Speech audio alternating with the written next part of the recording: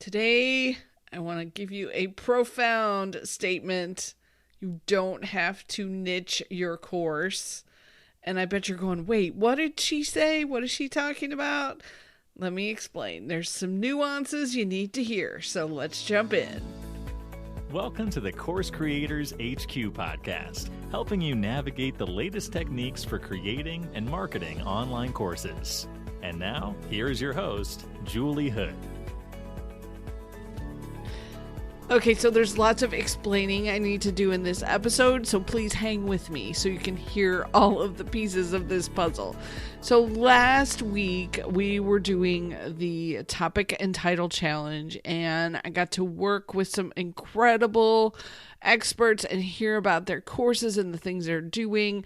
And several of the folks now are moving forward. We're going to be working together in 24-Hour Course Creator, which is kicking off March the 15th, 2023. So depending on when you're listening to this, you might still be able to jump in with us.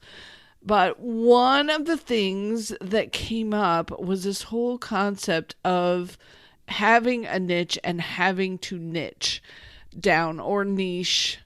I say niche, so I hope you don't mind.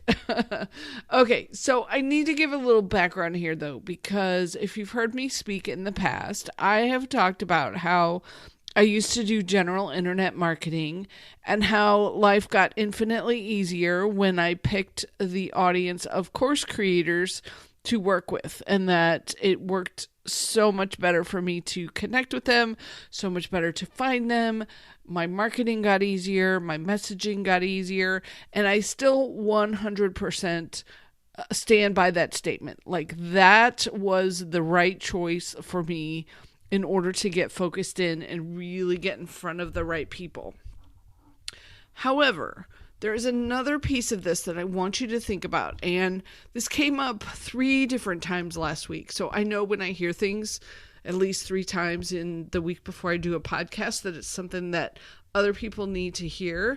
So I need to do a podcast episode about it. So here's what came up. There were some folks who are getting stuck on having to pick a certain niche to work with. And so let me explain. When you've got a certain topic that you want to teach on, and you're struggling with the fact that trying to pick a certain group to work with is really stressing you out. Like, it's holding you back, it's keeping you from moving forward, and you're not quite sure. It's just getting in the way. I want to offer you another way to look at this. And that is, what if your online course was a bit more general? It could help people of different groups, different niches, and where you focused in is on your marketing side of things. So let me give you an example that will help this make more sense. So let's suppose that you helped people lose weight. And everyone wants you to pick a group to work with. Like, do you want to work with women over 40? Or do you want to work with teenagers? Or are you helping men who are trying to build muscle? Like, they all are recommending that you pick one of these groups.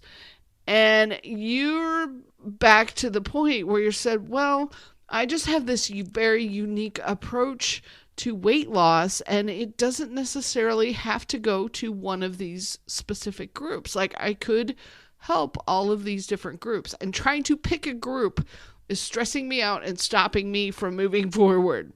So here's an idea for you. What if you create the course, pull out the lessons the same way, like you need a framework for how you're going to teach your weight loss approach. But then what you do is, when you get to the marketing side of things, you go to different groups with different messaging that relates to them. So let me give you an example. Let's say you're going to be on a podcast that is directed to women over 40. So you speak to their biggest weight loss issues and their biggest weight loss problems. And you talk to the language that they specifically will resonate with and the big issues that they're going to resonate with. And then when you're on writing a blog post, For a men's group, you focus it more on maybe the weight loss with the muscle building piece of it. So your messaging shifts depending on the audience that you're talking to, but your course applies to more than one group.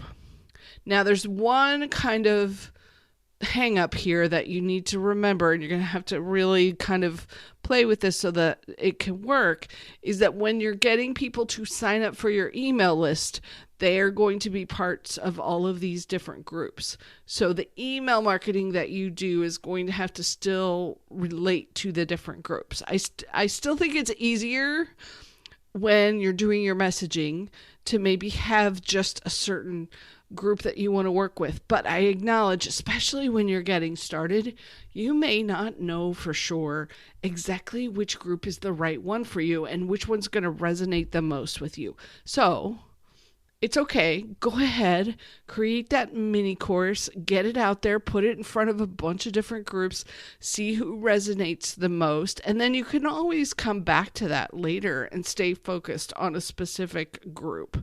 So I just wanted to throw this out here because I know that this message of you must pick a niche is very strong. And I do think that sometimes some coaches may use this as kind of a crutch with their students, marketing coaches in particular. Because if somebody's marketing isn't working, they aren't getting a hold of people, they aren't getting people signed up, a very easy response is, oh, you just need to pick your niche. That's why it's not working, is you haven't picked the right niche, when there could be a whole slew of reasons why you're not getting as many buyers as you want. More than likely, the biggest one I see is you just haven't gotten in front of enough people. And that's the biggest challenge I see. It could also be that your messaging needs some really good tweaking, so that you need to make sure that the messaging flows well and that people understand what they're getting, what you're offering, how you're going to help them. Like, there's so many things on the messaging that could be in getting in the way. Or maybe it's other kind of parts of the puzzle that could be getting in your way. Like, they don't know you well enough yet. So sometimes, depending on what you're teaching, it takes folks a little while to get used to you and really get 100% comfortable that you're the person to help them.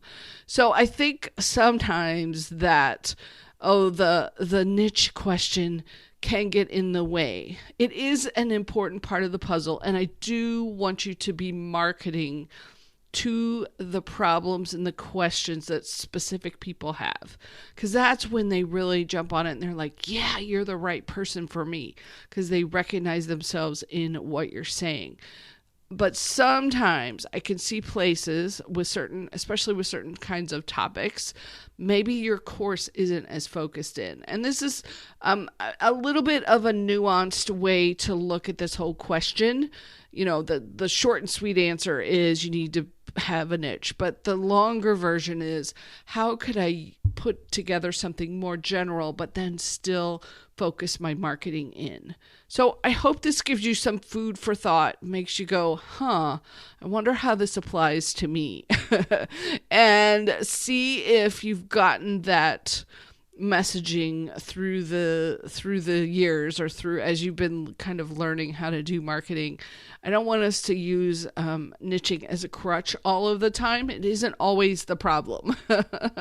So if that's interesting, if you're like, you know what, I really should think about getting my course up and running over the next few months. I want to get it going, and you want to work with the group, and in particular work directly with me, I would love for you to come in and join me for the 24-hour Course Creator Daily program. So I have multiple different versions that we offer this. Sometimes there's a 3-day weekend. Sometimes you can do it as a DIY. But this particular version is a very much more of the hands-on version.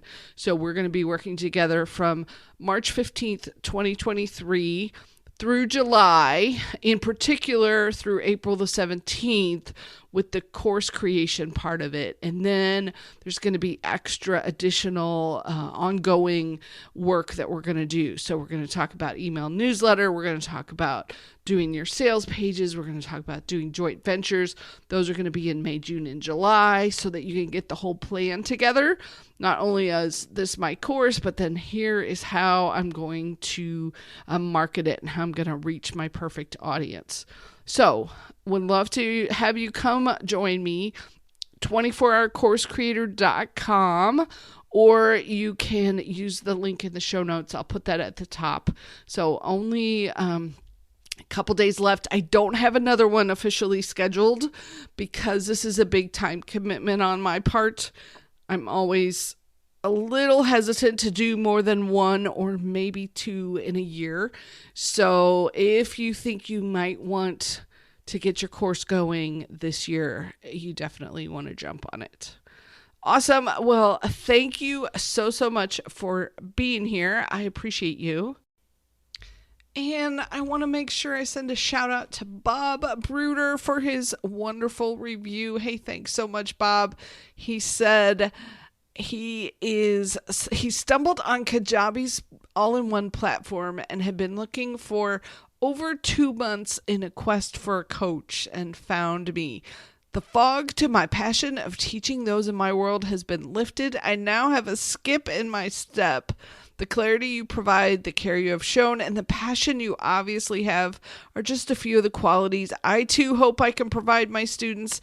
Thank you for being my coach and partner. Oh, Bob, thank you so much for that wonderful review. I appreciate it. Makes my day doing a happy dance, and it is almost 10 o'clock at night. So this just will send me off to sleep in a very happy mood. Appreciate you doing that, Bob. Thank you. And thanks to everyone who has reviewed in the past or left a message in the past. I appreciate you. Hope you're having a wonderful, wonderful week. And we will catch you next week on the next episode. Take care.